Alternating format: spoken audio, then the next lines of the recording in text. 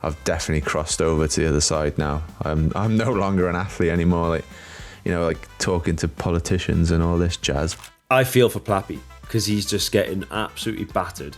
But I don't know. Just remember, it's in the heat of the moment. He's racing for the win. The tour coming to the UK again for a start is amazing, but to come to Cardiff, mate, bonkers, innit? That's where we grew up, on those roads, dreaming of being in the tour one day in this foreign land. Fast forward to 25 years, whatever it is, it's going up those same roads. It's just, I can't get my head around it, mate. What's occurring, bud? What's occurring? Brought to you by Ruvie. Don't forget we're working with Ruvie this winter to keep the legs turning. Head to Ruvie and use the code WATTS for an additional 30-day free trial when you sign up for the first time. The code is valid for single monthly subscriptions for new subscribers only. Ruvie is on a mission to bring the indoors to the outdoors, letting you ride real routes from around the world, all from your own home. And it's not just riding. Ruvie can help you hit your cycling goals with a huge workout gallery and structured training plans, including plans from World Tour teams Lidl Trek and Visma Lisa Bike. Plus, our What's Occurring group rides are live every Wednesday at 6:30 p.m. UK time, so you can train, ride and suffer together. Start now and get ready for the next outdoor season with Ruvie. Use the code WATTS for an extra month free when you subscribe for the first time. How are you, mate? Good, mate. Good. First pod of 2026. Here we have it. Yeah, it's been a while, hasn't it? Are you representing? Yeah. Oh, well, I listened to your pod with Emma and Manon, and you talked about merch, didn't you? So I was like, get my merch on for today. Ah, good man. Good man. Well, I hope all the listeners have had a good, merry, festive Christmas, New Year and everything. But back to the grind now. First proper chat since Christmas, isn't it? Between me and you, we stay in touch. But first pod, how you feeling coming into New Year? Busy? Well, yeah, bit all over the place, mate. So obviously Christmas, New Year was really nice back in Cardiff. First Christmas when you don't have to ride your bike. That was strange. But it was also it was weird because I kind of wanted to ride my bike. Grass is always greener, isn't it? You want to ride your bike? Well, I just wanted to have a bit of structure, really. It was great, don't get me wrong, but after so we went back around the 20th, I think it was. And you know what Christmas is like, it's just busy, there's something every day in there. And by the 27th, 28th, I was I've just been constantly just drinking and eating here, and I just feel really lethargic and bleh, basically. I don't know what the word is, but bleh is probably the best way of describing it. And obviously I'm in the London Marathon, aren't I? And I was like, geez, mate, I've got to get around the marathon. I need to start doing something. So I did a couple of runs. First time with Reese, my brother-in-law. Luckily, we were both in the same boat and we were just hanging. It was horrible. It was as expected, but just felt a bit better after it. Next day again, went out. I think I met Gouldy, actually. A mate of ours from back in the day, we were racing with his kids. Yeah, and then just slowly started to get back into it. I was actually feeling a bit better then. And then we went skiing for the first time. Max's first time, two of his cousins. It was great. How were you on skis? I was all right. I was it was first time, so you're not going to be, I don't know any famous skiers now. I was going to say, I don't know any either. There is one guy, I know his name, but he's gone. Anyway, it was class. I went down a couple of reds, but it was literally survival, just getting down them, But no, it was good. When you're just going over and geez, that's pretty steep and straight, but just the technique to do it. The only thing was I had two different instructors. So the first day was David, his name. Second day, Cookie. Third day, David again. And because they were so different, it was kind of I was getting all this different information every day. By the third day, I was like, mate, my brain is absolutely fried now. More than physically. I felt like I could just keep going all day. I loved that. But from a technical point of view, I was like, my head is just gone. I was like, let's just get down. Let's just go up some lifts and just get down the slopes, You can see the crossover with cycling and skiing, though, because I went away on a stag do skiing, and after middle of the afternoon, the boys were like, I need to rest. My legs are nailed. My legs are screwed. My legs never got tired. No, I didn't have any of that. No. And I think we're used to being at altitude as well. I think that's definitely got something to do with it. Like normal people, like general public don't necessarily go to altitude very often. The amount of camps we've done up there and your training, and it makes a difference. Like we were in Alpe d'Huez, and that was weird as well. Like all snow, and we passed on the finish line. They've got like all the winners from all the years and whatever. It was so weird, like walking past that, like we're just been for a drink in the night, après-ski style thing, and walking past this dark snow and just see like winners, like people that have won there. And I was like, what? It's just a completely different world. It's mad. But we only ever see it in the middle of the summer, don't we? Yeah. First time I'd ever been anywhere like in proper snow. It was like, because it was quite icy to start with, and then it basically seemed to snow for like 3 days non-stop. And the amount of snow was incredible. But was it snowing whilst you were skiing? Because that's terrible. The last 2 days were, pretty dodgy. Because it's like, when you're sat in the chalet, you're like, the visibility's not bad. I can see quite far. Like, okay, it is snowing about at least 100 meters or something. But you get up there and it's not like in town, is it? There's no houses or anything. So it's white snow, and it's white, like, snow behind it, and it's snowing.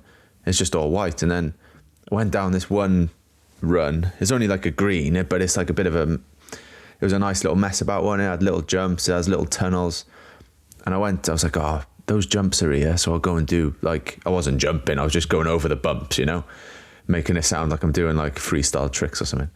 And I didn't even see the first one. Suddenly I was on it, I was like, wow, geez. Like then I realized how crazy it could be. But no, it was great. We're already like looking at when we can go back for like just a 2-day, go there and back type thing. Because especially down here on the Côte d'Azur, it's like not too far, is it? It's only 5 hours to Alpe d'Huez. A couple of hours to Whistler. An hour and a half. Yeah. So, yeah, I think we might be... Winter Olympics aren't that far away. I reckon I could maybe try and get in that team. Mate. Get out of here. Bambi on ice you are. Sorry, one more thing. Go on. Speaking of Winter Olympics, have you been... This wasn't in Alpe d'Huez, this was in Cardiff. Have you been to like... Is it Roxy Lane or something in town? What's that? It's basically, there's like bowling, cricket, like, bowl it to you, whack it. Yeah, and they've got all sort of games like that. And that is a shuffleboard or whatever it's called, and all that type of stuff. And they've got curling there, indoor curling. It was good fun. It was pretty quiet when we were there, but it was good fun. Oh, happy days, mate.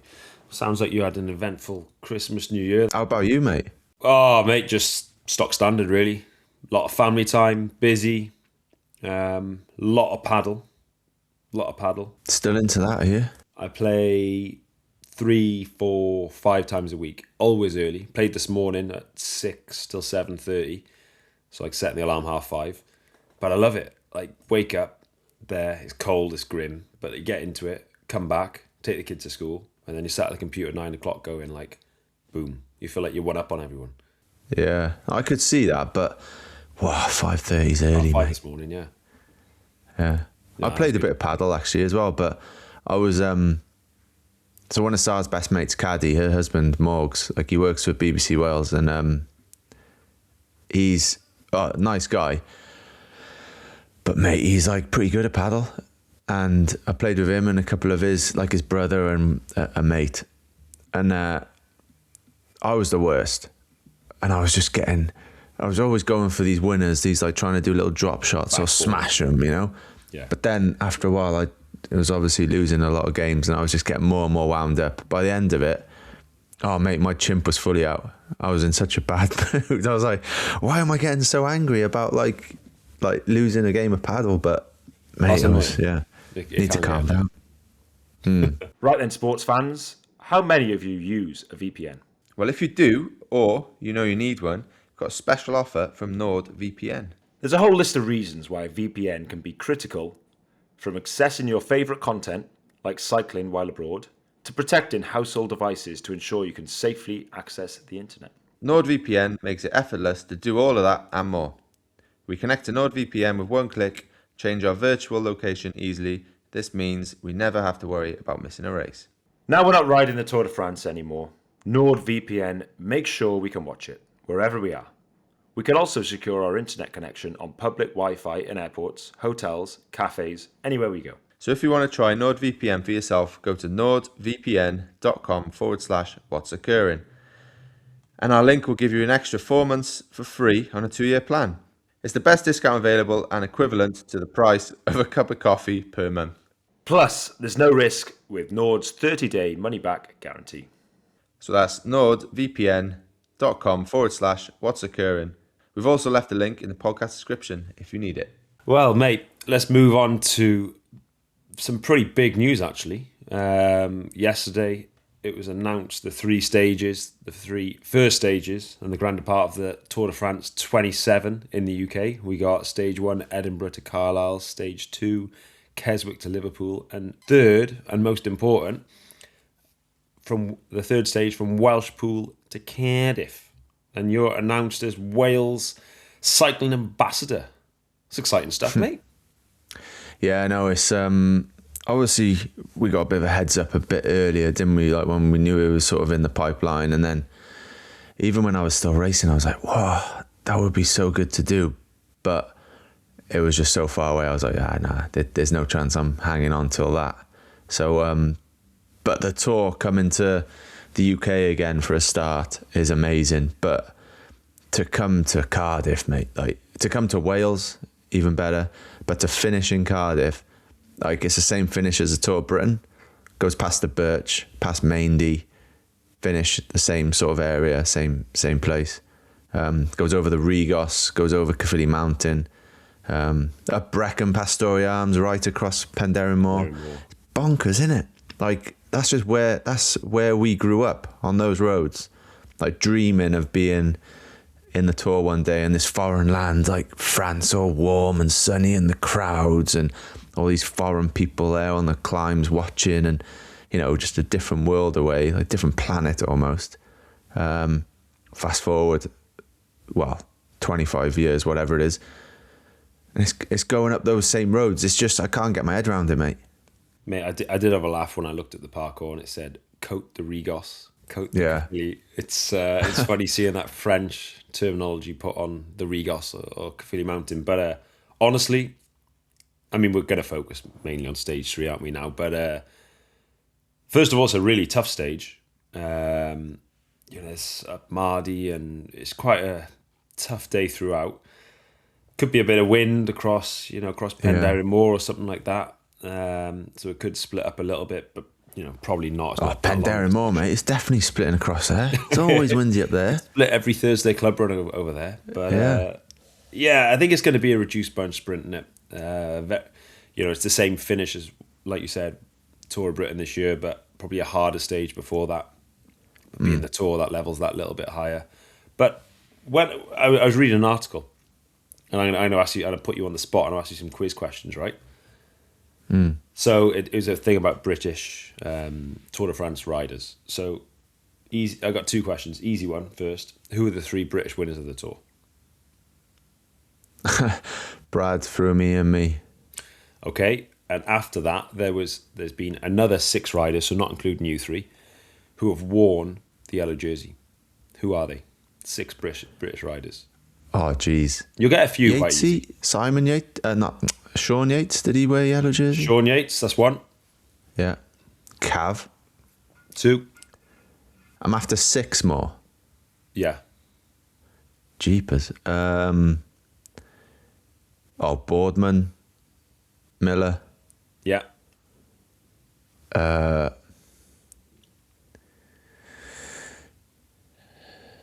There's 1 quite easy one and 1 tough one.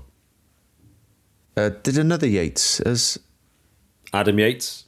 Yeah, Adam, yeah. And recently, wasn't it? Yeah. Yeah, very well done. And then the 6th one is, think old school. First ever British rider to wear yellow jersey. Tommy Simpson. Boom! Bloody hell, G. Wow. You impressed me there. Yeah, that was impressive. Yeah, fair play. Yeah. No, but it's mad, isn't it, to show where it's come from. And so I was at the the press for it.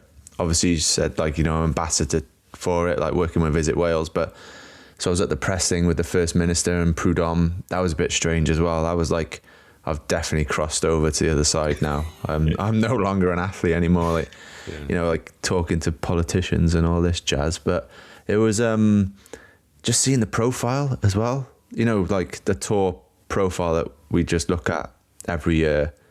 You're so used to, well, yeah, just being in France, obviously, and you know, the odd time you start at the places, but to see the Welsh flag there and Côte de Rigos, it still blows my mind. But I just think it's just going to be so good, innit? Like, did you do Yorkshire in 2014? No, first tour for me was 15. Because that was unreal. Like my first tour as well was in London. We did it was a prologue there, and then we went to, I don't know where we went, somewhere to get the train, wherever the train goes from London, like down that way, and then the train across, and then we had in the next stage. But that was insane. I remember not being able to stop for a pee, you know, because it was just people lined for 200k, just could not stop for a pee. So yeah, and like I jokingly said as well, it's gonna rival Alpe d'Huez up Côte de Rigos and Côte de Caerphilly. I think it's just gonna be insane up there. It's gonna be so good to see. Well, I think, you know, speaking specifically about the third stage, and I think the Welsh are quite good at just embracing anything really, and they're a proud sporting nation. They punch above their weight in terms of who they produce and what they succeed in the world of sport. And I think they'll go out and support it. I really do. And I think they'll come from thick and far. You know, anyone in the UK who loves cycling is probably going to do at least 2 or 3. They'll probably do every day. So have the whole of the UK cycling scene and beyond the cycling scene, your general public there. It's going to be incredible. Yeah, I was going to say that. Like, okay, it's in Wales and like northwest England, and then, you know, starts in Edinburgh, but people are just going to travel from all over the UK to see it. Yeah, why wouldn't you? Yeah, it's just, it's just going to be mad. So, and like, especially, you know, for me with Ineos, obviously it's a British team. Only, which we haven't even mentioned yet, but he's in the team now. He's Scottish, homeboy, starting in Edinburgh. Josh Tarlin, Welsh lad. You know, it's massive for the team as well. You know, I think when it started in Yorkshire, just being British, being in Sky, that was huge as well. Like, it can, as long as people don't feel overawed by it, but I don't think they will. I think it's just something you just gotta enjoy and lap up. And there's a lot of but beforehand it's great as well. You know, like the presentations, like everything is just like ramped up. And whenever the tour leaves France, like whenever the Grand Depart is outside of France, is always extra special because it's so unique to that country. You know, when it was in Copenhagen, it was mental, wasn't it? Florence, obviously, last year. Was it last year? No, 2 years ago. But whenever it's outside, it's just epic. Just touching in from a British point of view there as well. Which riders have we got that could suit that? I mean, I said reduce bunch sprint. If it is a bunch sprint, it'll be heavily reduced. 2 guys who could perform on that day, top of my mind, is Stephen Williams. If he gets himself back to full fitness, you know, if it's 20 guys coming into the finish, he's pretty fast out of a group like that. Or if Brennan has the legs of his life, I'm not, you know, we're still learning his capabilities, how far he can go. At the moment, you'd say it's too hard for him, you know, with Mardy Mountain in there. But, you know, it's a stage that the Brits, and more specifically a Welshman, Stevie Williams, why couldn't he win on his day? Yeah, like, speaking about that though, do you think it will be that reduced? Mardy Mountain's solid, mate. Was it 3K 9% or something? I don't know. Nah, I don't think it's quite like that, is it? Is it not? Nah, I don't know. I don't want to, but I'm pretty sure. You know, because I relate to all these climbs as a 16-year-old, because I think back, that's when I did them the most. Yeah. But I think, you know, come the tour, like when you think of you going in your best shape, like you'd be close to getting to the finish, wouldn't you, or coming back at least. I think it's I don't know about, say if Cav was still in the race, if he was still racing, he would get dropped. Could he come back? No. It's got a bit of a San Remo feel, like, for me. Like, do you think Pog and these guys are going to be going? Yeah, I do, mate. Yeah. This is interesting because we think differently. And I know what you mean. When you think of these climbs, you base them on when you were a kid because that's when you rode them. But I'm just thinking about 2023 Tour of Britain. We went up Mardy Mountain, and you had the likes of Carlos Rodriguez, Stevie Williams, Wout van Aert, and they went over the top, 2x2 with decent gaps. So yeah, no. Yeah, I'm not totally disagreeing with you here, but I think it's just like when the whole peloton is that much, the depth is there. It's a lot more. But for Pog, it's quite a way to the finish still. Yeah. But then it is a rest day the next day. Twisty shit roads in between each climb as well. I think they'll light it up at Mardy. I hope they do, yeah. It's mad just talking about Mardy and the Tour de France, though, isn't it? Yeah. How weird's that? It's funny. It's 3,000 metres of climb in mind that day, so it's not like that's solid, isn't it? So, yeah, mate, I said in this pressing as well, it's like it's a bit of a San Remo feel about it, where it could suit a lot of people, from Pog and all these guys down through to Brennan. I'd back him he can go well up those things. So, but like you say about your local climbs, now you remember them. Like that same year I just spoke about in Tour of Britain, we went up Mardy. We also went up the Ricos, and it was like I was in the big ring all the way up. It's just so different to how you remember it. Yeah, I think Rigos is like 5% or something. Like back in the day, I don't know, you would have thought it was probably 8. Right then, but we got a new sponsor. Exciting times. And it's actually lovely to be sponsored by something Welsh related. Visit Wales is on board.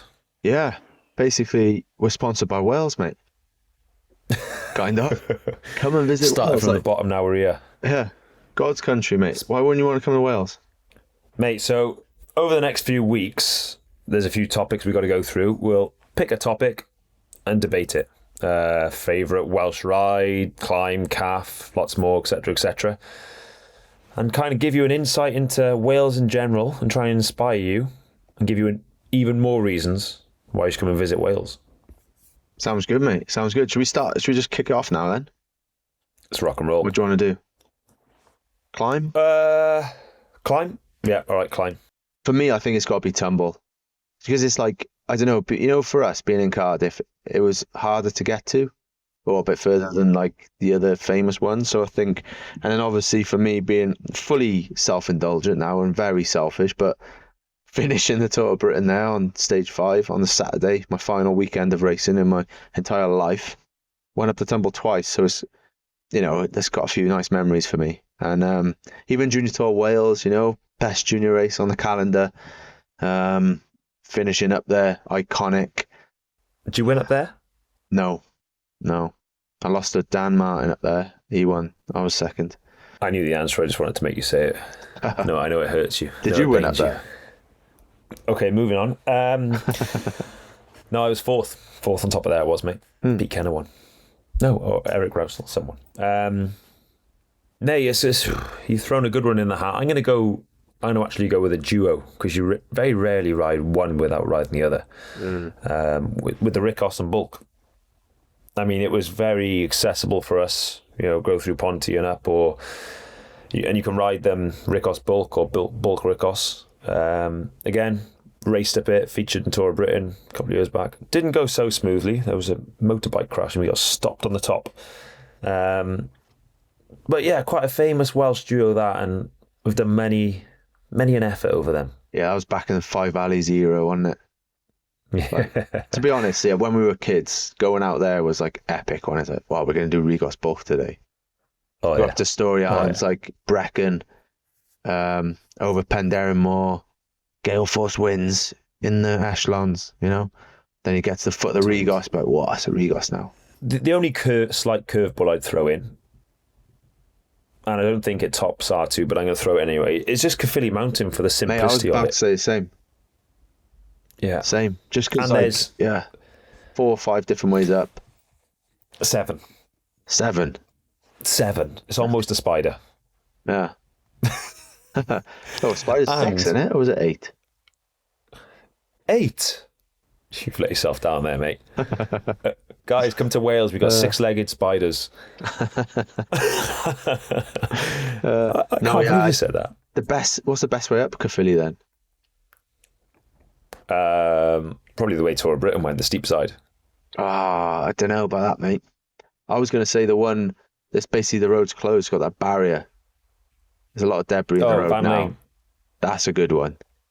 Yeah. Just because it's quiet. There's no cars. Actually, quite steep, twisty. And a rewind. Up through Castle Cork. That's the best way. That's the best way. It's quiet, isn't it? It's like lanes. Even Nangaroo, though, like it's the busiest, isn't it? And it's dual carriageway at the bottom. But it's hard if you raced up that way, if it was closed road. Caerphilly Mountain, that's, starting out, wasn't it? That was the first climb we did. That was good. Up through Rubina Village and then up that way. That's the creme. Oh, no, different one, yeah. Or where Sam Warburton walks his dog. What's that place called? I don't know where Sam walks his dog. Up Wentwood. There we go, up that way. I'm sure he's always Yeah. walking his dog there. No, not Wentwood. Up the Wenalt. There we go. Wenalt. Can see Cardiff, views, see the stadium, I think, even. Mate. Bulk. Regos, Bulk, and Tumble gone. Philly Mountain. Look at the way we're smiling like Cheshire Cats, bringing back some memories. Yeah. Just this isn't going to win, but just one out in West Wales from Abereiron, right? I stayed in Abereiron once, did a ride. There's this climb straight out there. I have no idea what it's called. Couldn't even point it on a map, but it's basically, you got the main road that goes on the coast. You come out of Abereiron, you kind of go right for a bit, go south for a little bit, and then you just go up. Mate, it's so hard, that little climb. It's great round there. Talking about quiet roads, that's good. Yeah. Or even up north, cross country, Horseshoe Pass and all them. Yeah, that's a good one. But yeah. I mean, we don't have to decide now, do we? But I'm gonna stick with my guns. Bolt Ricos. You're gonna have Tumble. Yeah. Just a shout out for Caerphilly. It's just so good. Pretty massive. Happy days. Mate, should we move it on? Obviously, the start of we've had the Aussie Nationals, but the start of the World Tour calendar kicks off, just a few days away now, with Down Under. A race that me and you did many a time. Went down early quite a few times, didn't we? But who have you got? Let's talk about the favourites. Who have we got? UAE've got quite a solid team, as always. Johnny Narvaez, Adam Yates, Jay Vine. I think Brennan's going. O'Connor is down on this list as well. Is Plappy not doing it? Or have they sacked him now after that national debacle? He is doing it, yeah. But, mate... Did you see... Well, you must have seen that. That was funny, that. I feel for Plappy, because he's just getting absolutely battered. But, I don't know. Just remember, it's in the heat of the moment. He's racing for the win.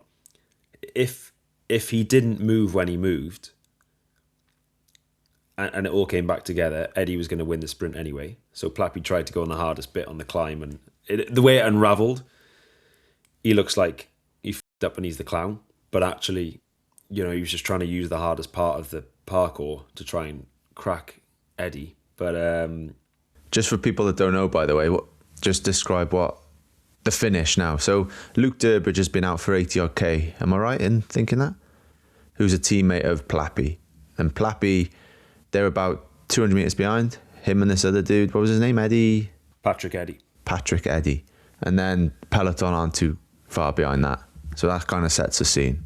And then, with about a K to go, they hit this little kicker and Plappy whacks it, trying to drop Patrick Eddy so he can win the race. But in doing so, he doesn't drop Patrick Eddy, drags him across to Durbridge, and then Patrick Eddy wins in the sprint. So it looks bad, doesn't it? But I was kind of thinking, would Luke Durbridge have stayed away anyway, or had he completely gone by then? Because he was kind of, it's a straight road and you see the guy just going like left to right. That's when you kind of like, whoa, this guy's hurting now. So if Plappy had done nothing, would Durbridge? Yeah, if he had just sat on, if Durbo would have got to the line, that's when it gets a bit like, But if they're going to catch him anyway, then it's like you can see why he did it, why he tried it, of course. Because if Plappy just sits on Patrick Eddy, Plappy ain't slow. Like, he's got a decent kick, Plappy. Like, if it's a long, drawn-out sprint. So if he just sits on Patrick Eddy and goes, it's up to you, and he's got to pull all the way to the line, close Durbo, maybe Plappy whacks him then. But, again, it's all... You don't know until you're in the race. That exact rider, he's looking at the road. He's good teammates with Durbo. He knows his characteristics. He knows if he's fried. He knows... Maybe he just said, right, I feel brilliant. Patrick Eddy, was World Tour last year with DSM. No World Tour contract for this year. Maybe he underestimated him. But, I do feel sorry for Plap Dog. Yeah. It's just like one of them, innit? Like, he's won it a couple of times. Like, my thinking would be like, well, I'm just gambling then. Like, if Durbo stays it away, great. If I'm just going to sit on this boy and try and jump him at the end or something. But yeah, I do feel sorry for him because it's all over like social media, innit? Like the video of it. It would be interesting to see what that dinner table was like that night, how it was. Yeah, I felt sorry for Plappy, just the way it all unravelled. Everything kind of went against him. But he's obviously got good legs, so he'll be in the thick end of it and down under as well. Yeah. And from our side, we got Welsford there for the sprints. And Sam Watson as well. He's a quick finisher. GC Erlin wise, would be good for Watson. Yeah. They did like 8 laps or something. Yeah, it's tough. Embret, new signing, Norwegian guy. He certainly does some good numbers. So, but it's one thing doing numbers, as we all know, and being in the right place at the right time to use them. But it's a good race for him to start with. He's got a good group around him to get to know how the team race and to look after him. You got Swifty, Kwiato, both the Sams, the sprinters. They all know what they're doing. So it's a good racing team. And then Haig and Lucas as well, 2 Aussie guys. So we got a decent squad there. But I think from a winning point of view, it's hard. UAE are packed, aren't they? They got some boys like. Mate, it's hard to see past Johnny because I think like somebody like Yates would potentially out climb him on a corkscrew or something. Not on Wollonga. I don't think it's quite steep enough for a Yatesy, but on Wollonga you'd probably edge someone like Yatesy, maybe even O'Connor. But over the top of corkscrew, you got a bit of a plateau. I think Navarez can pick up a few seconds throughout the race. Bonuses. I struggle to see how he doesn't go back to back. I think he's the strong favourite. Yeah, I was going to say with him as well, like he'll do a decent prologue, won't he? Like 3.5K or something, Johnny. And, if he's in front of Yatesy already immediately in that team, there's already a order then in there. Obviously Jay Vine, he's a good time trialist, but this prologue's a bit different. It's quite twisty. But... no, it'll be interesting. It's kind of, you mentioned it earlier. We used to go down there, before. And, now because I'm still involved in the team, I'm still on some of the groups and I'm seeing the training they're doing, or they're out in the cars and just having a look where they are just randomly. Like, it's just weird not being there. Like, I loved that race. It was so good. Like, get down there early, do some training, then you go into the hotel and, it's all ramping up towards the race. And it's just great race, isn't it? Nice hotel. Never finishes too far away or starts always pretty close. It's just such a good way to get a good month of work in, innit? Easily as well, with no fuss. Second favourite race I ever done. I think Tour California still sits number 1 and Down Under number 2. Same hotel the whole time as well. Short transfers. A lot of the stage you can ride, or you used to be able to ride back from. The crits have gone though. The crit before and the last stage. Yeah, that's a shame, isn't it? Well, I say it's a shame. I never really particularly enjoyed it, but it was good to just feel the peloton again, wasn't it? Do you remember CJ with the iPads? Let's tell that story. Oh, go on then.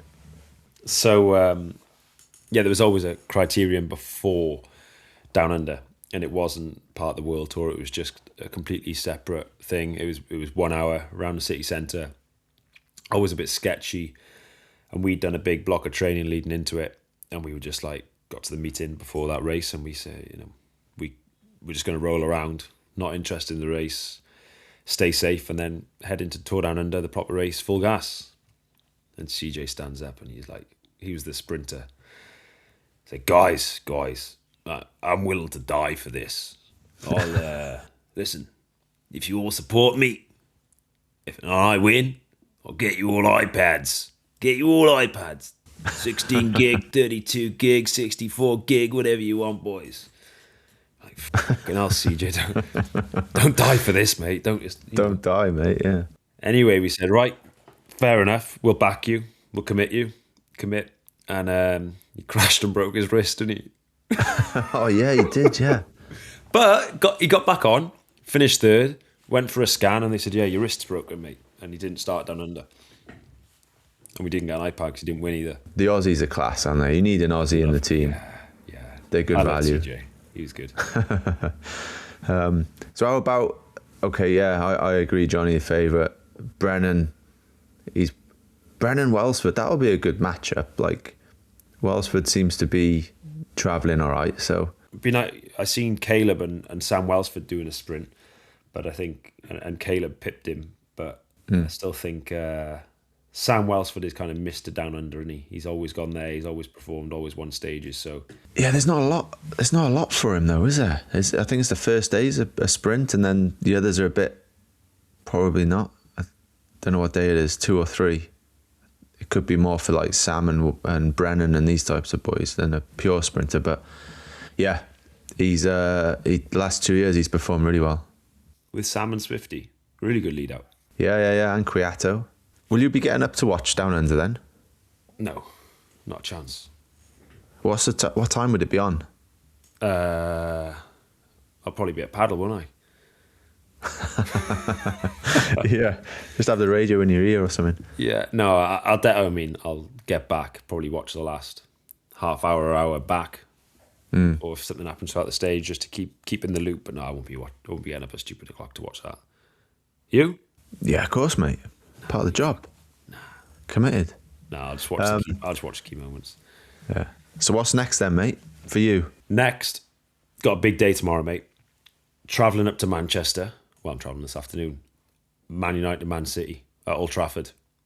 You going? Nice. Big game, mate. But I think my plan's going to massively backfire because I'm a United fan. Always have been. And both my boys are Man City fans. And it cracks me. Haaland this and Foden that. Man City scarves and gloves. My missus keeps buying it for them. It cracks me. Really annoys me. And they look at the league and they go, oh, Man City's amazing. So I thought, right, if I can take them to a game at Old Trafford, and I booked this a little while ago, and United can win, I reckon I can get them back on side. Because they're just glory hunters at that age, aren't they?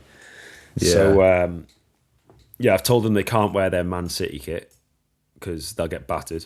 And they understand that. They're like, I said, you can't wear it, you'll actually get battered. If Man City turn us over 3-1 or something, or even worse, I think they're gone forever. So, I think if Man City are winning like 2-0, we'll just leave at half time or something, and then just tell them. Stakes are high then, mate. It's high risk. This is high risk strategy. It proper cracks me, mate. Honestly, Kath's like, calm down. I'm like, oh no, like it's like imagine Max grows up supports Tottenham. Yeah. Well, he always just says, I support three teams, Dad. Mum's team, your team, and Wales. All the red teams. Yeah. So. What's Mum's team?